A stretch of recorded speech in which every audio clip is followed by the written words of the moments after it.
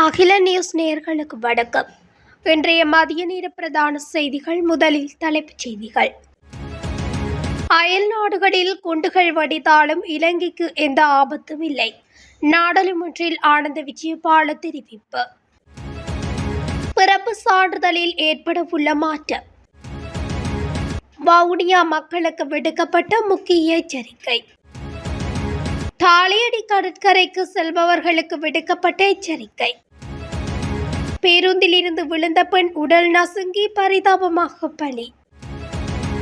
யாழ் பலாலி காணி விடுவிப்பு தொடர்பில் விசேட கலந்துரையாடல். யாழ் உள்ளிட்ட பகுதிகளில் கொட்டி தீர்க்கும் மழை. திஸ்ஸ மாத்தறை பிரதான வீதியில் விபத்து, 10 பேர் படுகாயம். கிண்ணியாவில் போதைப் பொருளுடன் இளைஞன் கைது. பஸ் மோட்டார் சைக்கிள் விபத்து, ஒருவர் உயிரிழப்பு. தொடர்பட விரிவான செய்திகள். இந்தியா மற்றும் பாகிஸ்தானில் 2 குண்டுவெடிப்பு சம்பவங்கள் நடந்திருந்தாலும் அந்த சம்பவங்களால் இலங்கைக்கு எந்த ஆபத்தும் இல்லை என்று பொதுமக்கள் பாதுகாப்பு மற்றும் நாடாளுமன்ற விவகார அமைச்சர் ஆனந்த விஜயபால தெரிவித்துள்ளார். நாடாளுமன்ற அமர்வின் போது அவர் இதனை குறிப்பிட்டுள்ளார். நாட்டில் உளவுத்துறை அமைப்புகள் தீவிரமாக இருப்பதால் பாதுகாப்பு பிரச்சினை இல்லை. இலங்கைக்கு இதுபோன்ற அச்சுறுத்தல் இருப்பதாக எந்த தகவலும் இல்லை. இலங்கையின் உளவுத்துறை தீவிரமாக உள்ளது. நமது பாதுகாப்புத்துறை, குறிப்பாக ஆயுதப்படைகள் மற்றும் போலீஸ் பிரிவு தேசிய பாதுகாப்பில் சிறப்பு கவனம் செலுத்தி வருகின்றன. எனவே தேசிய பாதுகாப்பு குறித்து எந்த கேள்வியும் இல்லை என்று குறிப்பிட்டுள்ளார். ஒரு குழந்தைக்கு பிறப்பு சான்றிதழை வழங்கும் செயல்முறையை நெறிப்படுத்த நடவடிக்கை எடுக்கப்படும் என்று பொது நிர்வாகம், மாகாண சபைகள் மற்றும் உள்ளூராட்சி அமைச்சர் சந்தன அபேரத்ன தெரிவித்துள்ளார். மேலும் எதிர்காலத்தில் அந்த குழந்தை பெறும் தேசிய அடையாள அட்டை எண்ணை அந்த பிறப்பு சான்றிதழில் சேர்க்கவும் நடவடிக்கை எடுக்கப்படும் என குறிப்பிட்டுள்ளார். பிறப்பு சான்றிதழ் விநியோகத்தை சீரமைக்கும் நோக்கில் அஞ்சல் துறையுடன் இணைந்து தொடங்கப்பட்ட ஒரு திட்டத்தின் தொடக்க விழாவில் பங்கேற்ற போது அவர் இந்த கருத்தை வெளியிட்டுள்ளார். மேலும் அரசாங்கத்தால் திட்டமிடப்பட்ட டிஜிட்டல் அடையாள அட்டைகளை வழங்கும் செயல்பாட்டில் 3ஆம் தரப்பினர் தகவல்களை பெறுவதற்கான சாத்தியக்கூறு இல்லை என்றும் அமைச்சர் குறிப்பிட்டார். வவுனியா மாவட்டத்தின் புதுக்குளம் பேராறு நீர்த்தேக்கத்தில் அதிகளவான மீன்கள் இறந்த நிலையில் கரையொதுங்கி வருகின்றன. வவுனியா மாவட்டத்தின் குடிநீர் தேவையினை பூர்த்தி செய்யும் முகமாக பேராறு நீர்த்தேக்கம் உருவாக்கப்பட்டிருந்தது. இந்நிலையில் பெருமளவான மீன்கள் இறந்த நிலையில் கரையொதுங்கி வருகின்றது. இது தொடர்பாக வவுனியா தெற்கு தமிழ் பிரதேச சபை தவிசாளருக்கு அறிவிக்கப்பட்ட நிலையில் குறித்த இடத்திற்கு சென்றதுடன் சம்பந்தப்பட்ட அதிகாரிகளுடன் இது தொடர்பாக கலந்துரையாடியிருந்தார்.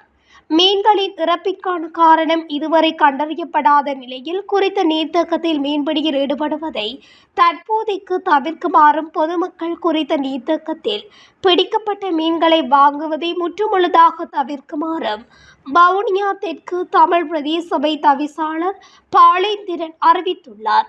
விடயம் தொடர்பில் உரிய அதிகாரிகளுக்கு அறிவிக்கப்பட்டுள்ளதாகவும் அவர் மேலும் குறிப்பிட்டுள்ளார். வடமராட்சி கிழக்கு தாளியடி கடற்பகுதிக்கு வரும் சுற்றுலா பயணிகள் கடலுக்குள் இறங்க வேண்டாம் என அறிவுறுத்தப்பட்டுள்ளதுடன் அங்கு வருபவர்களை மிகவும் அவதானமாக இருக்குமாறு எச்சரிக்கப்பட்டுள்ளது. வடமராட்சி கிழக்கு தாளியடி கடற்கரை பகுதிக்கு அதிகளவான சுற்றுலா பயணிகள் நாளாந்தம் வருகை தந்து பொழுதை கழிப்பதுடன் அதில் பலர் கடல் விளையாட்டுகளிலும் ஈடுபடுகின்றனர். அத்துடன் புகைப்படங்கள் எடுப்பது, கடலில் குளிப்பது, நீச்சல் அடிப்பது போன்ற செயற்பாடுகளில் ஈடுபட்டு வருகின்றனர். தற்போது வடமராட்சி கிழக்கு கடற்பகுதியில் பலமான காற்று வீசுவதுடன் கடலும் கொந்தளிப்பான நிலையில் காணப்படுகின்றது. ஆகவே தாளியடி கடற்கரைக்கு வரும் சுற்றுலா பயணிகளின் பாதுகாப்பை கருத்தில் கொண்டு யாரும் கடலுக்குள் இறங்க வேண்டாம் எனவும் கடலுக்கு மிக அண்மித்த பகுதிக்கு செல்ல வேண்டாம் எனவும் அறிவுறுத்தல் விடுக்கப்பட்டுள்ளது. இரத்தினபுரி ககவத்தை பிரதேசத்தில் தனியார் பேருந்தில் இருந்து விழுந்து பேருந்தின் பின்புற சக்கரத்தின் நசுங்கி பெண்ணொருவர் உயிரிழந்துள்ளார். 4 பிள்ளைகளின் தாயான 68 வயதான கோணார முதியன் செலக்கே புஞ்சிமணிக்கு என்ற பெண்ணே இவ்வாறு உயிரிழந்துள்ளார். மாகந்துரவில் இருந்து அகவத்தை நோக்கி சென்ற தனியார் பேருந்திலேயே இந்த சம்பவம் இடம்பெற்றுள்ளது. பேருந்திலிருந்து இறங்க முயன்ற போது பேருந்தில் இருந்து கீழே விழுந்து பின்புற டயரில் நசுங்கி சம்பவ இடத்திலேயே உயிரிழந்ததாக தெரிய வந்துள்ளது. தனியார் பேருந்தின் ஓட்டுநர் மற்றும் நடத்துனரை அகவத்தை போலீசார் கைது செய்துள்ளனர்.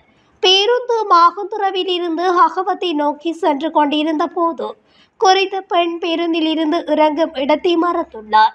பின்னர் பேருந்து நிற்கும் முன்பே பேருந்தில் இருந்து இறங்கியதால் விபத்து ஏற்பட்டதாக பேருந்து ஓட்டுநர் போலீசாரிடம் தெரிவித்துள்ளார்.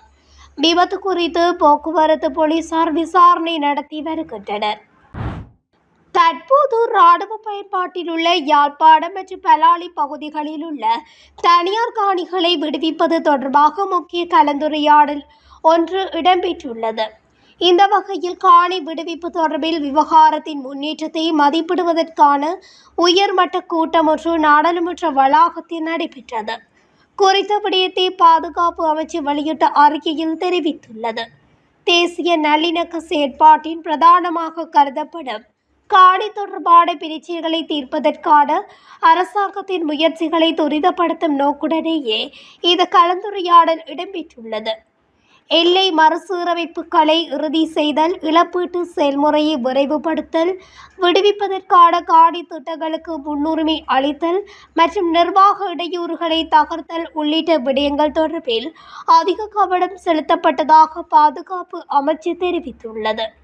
இந்த கூட்டத்திற்கு மீன்வளம், நீரியல் மற்றும் சமுத்திர வளங்கள் அமைச்சர் இரா சந்திரசேகர், பாதுகாப்பு பிரதியமைச்சர் ஓய்வு பெற்ற மேஜர் ஜெனரல் அருண ஜெயசேகர மற்றும் துறைமுகங்கள் மற்றும் சிவில் விமான போக்குவரத்து பிரதி அமைச்சர் ஜனித ருவன் கொடித்துவக்கு ஆகியோர் இணைந்து தலைமை தாங்கினர்.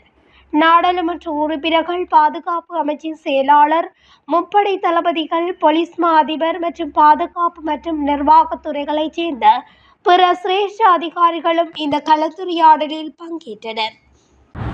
வடக்கு, வடமத்திய மற்றும் கிழக்கு மாகாணங்களில் அடுத்த சில நாட்களில் மழையுடனான வானிலையில் அதிகரிப்பு ஏற்படும் என வளிமண்டலவியல் திணைக்களம் எதிர்வு கூறியுள்ளது. வளிமண்டலவியல் திணைக்களம் இன்று வெளியிட்டுள்ள அறிக்கையில் இதனை தெரிவித்துள்ளது. இதற்கமைய வடக்கு, வடமத்திய மற்றும் கிழக்கு மாகாணங்களில் அவ்வப்போது மழை பெய்யும் என எதிர்பார்க்கப்படுகின்றது. நாட்டின் ஏனைய பிரதேசங்களில் பிற்பகல் 1 மணிக்கு பின்னர் மழையோ அல்லது இடியுடன் கூடிய மழையோ பெய்யக்கூடிய சாத்தியம் காணப்படுவதாக அந்த திணைக்களம் தெரிவித்துள்ளது. மேல் சபரகமுவ மற்றும் வடமேல் மாகாணங்களிலும் காலி மற்றும் மாத்தறை மாவட்டங்களிலும் சில இடங்களில் 75 மில்லிமீட்டருக்கும் அதிகமான ஓரளவு பலத்த மழை வீழ்ச்சி எதிர்பார்க்கப்படுகின்றது. அத்துடன் நேற்றிலிருந்து யாழ்ப்பாணம் மாவட்டத்தில் பெய்து வருகின்ற கனமழையினால் பல இடங்களில் வெள்ளம் பெருக்கெடுத்து ஓடுகின்றதாகவும் தெரிவிக்கப்படுகின்றது. இதனால் பல பிரதேசங்கள் பாதிக்கப்பட்டுள்ளதாகவும் வெள்ள நீரினால் சில பகுதிகள் மூழ்கியுள்ளதாகவும் தெரிவிக்கப்படுகின்றது. இடியுடன் கூடிய மழை பெய்யும் போது தற்காலிகமாக அதிகரித்து வீசக்கூடிய பலத்த காற்று மற்றும் மின்னல் தாக்கங்களினால் ஏற்படக்கூடிய பாதிப்புகளை குறைக்க போதுமான முன்னெச்சரிக்கை நடவடிக்கைகளை எடுக்குமாறு பொதுமக்கள் அறிவுறுத்தப்படுகின்றார்கள். அதுடன் யாழ்ப்பாணத்தில் மாவட்டத்தில் உள்ள பல கிராமங்களில் பல மக்கள் பாதிப்படைந்துள்ளதாகவும் தெரிவிக்கப்பட்டுள்ளது.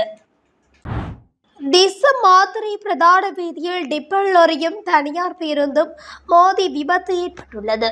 குறித்த விபத்து சம்பவத்தில் 10 பேர் படுகாயமடைந்து வைத்தியசாலையில் சேர்க்கப்பட்டுள்ளனர். இது தொடர்பில் போலீசார் மேலதிக விசாரணைகளை முன்னெடுத்து வருகின்றனர். கென்யாவில் ஐஸ் போதைப் பொருளை விற்பனை செய்வதற்காக தனது உடைமையில் வைத்திருந்த குற்றச்சாட்டின் பேரில் இளைஞர் ஒருவர் கைது செய்யப்பட்டுள்ளார். குறித்த கைது நடவடிக்கையானது நேற்று முன்தினம் முன்னெடுக்கப்பட்டுள்ளது. கென்யா மகரூப் நகர் பிரதேசத்தைச் சேர்ந்த 33 வயதான குடும்பஸ்தரே இவ்வாறு கைது செய்யப்பட்டவர் ஆவார். இதன்போது சந்தேக நபரிடமிருந்து 2720 மில்லிகிராம் ஐஸ் போதைப் பொருள் மீட்கப்பட்டுள்ளது. போலீஸ் விசேட புலனாய்வு பிரிவுக்கு கிடைக்கப்பெற்ற ரகசிய தகவலின் அடிப்படையில் சந்தேக நபர் கைது செய்யப்பட்டுள்ளதாக கென்யா குற்ற தடுப்பு பிரிவு போலீஸ் பொறுப்பதிகாரி தெரிவித்துள்ளார். மேலதிக நடவடிக்கைகளுக்காக சந்தேக நபர் நேற்றைய தினம் நீதிமன்றத்தில் முன்னிலைப்படுத்த போது அவரை 3 நாட்கள் போலீஸ் நிலையத்தில் தடுப்பு காவலில் வைத்து விசாரிக்க நீதிமன்றம் அனுமதி அளித்துள்ளதாகவும் கூறப்படுகிறது. திருகோணமலை புத்தளம் பிரதான வீதியின் கிதுல்புதுவ பகுதியில் இன்று காலை இடம்பெற்ற பேருந்து மோட்டார் சைக்கிள் விபத்தில் மோட்டார் சைக்கிளை செலுத்தியவர் சம்பவ இடத்திலே உயிரிழந்துள்ளதாக மொரவெவ போலீசார் தெரிவித்தனர். ஆடி தொழிற்சாலை தொழிலாளர்களை ஏற்றிக்கொண்டு மொரவெவையிலிருந்து தமிழகமுவ நோக்கி சென்ற பேருந்துடனேயே இந்த மோட்டார் சைக்கிள் மோதியுள்ளது. கரப்பத்தாட கப்புகொள்ளா பகுதியைச் சேர்ந்த எகியா உல்முதீன் அகமட் எனும் 19 வயது இளைஞனே உயிரிழந்துள்ளார். உயிரிழந்தவரின் சடலம் திருகோணமலை பொது வைத்தியசாலை பிணவரையில் வைக்கப்பட்டுள்ளதுடன் பேருந்து சாரதி சந்தேகத்தின் அடிப்படையில் கைது செய்யப்பட்டுள்ளார். இத்துடன் அகிலம் நியூஸின் இன்றைய மதிய நேர பிரதான செய்திகள் நிறைவடைகின்றன. தொடர்ச்சியாக செய்திகளை அறிந்து கொள்ள அகிலம் நியூஸ் ஊடகத்துடன் இணைந்திருங்கள். நன்றி, வணக்கம். அகிலம், மாற்றத்திற்கான மக்கள் குரல். இந்த வீடியோ பிடிச்சிருந்தா லைக் பண்ணுங்க, கமெண்ட் பண்ணுங்க, ஷேர் பண்ணுங்க. மறக்காம கீழே இருக்க பெல் ஐகானை கிளிக் பண்ணுங்க.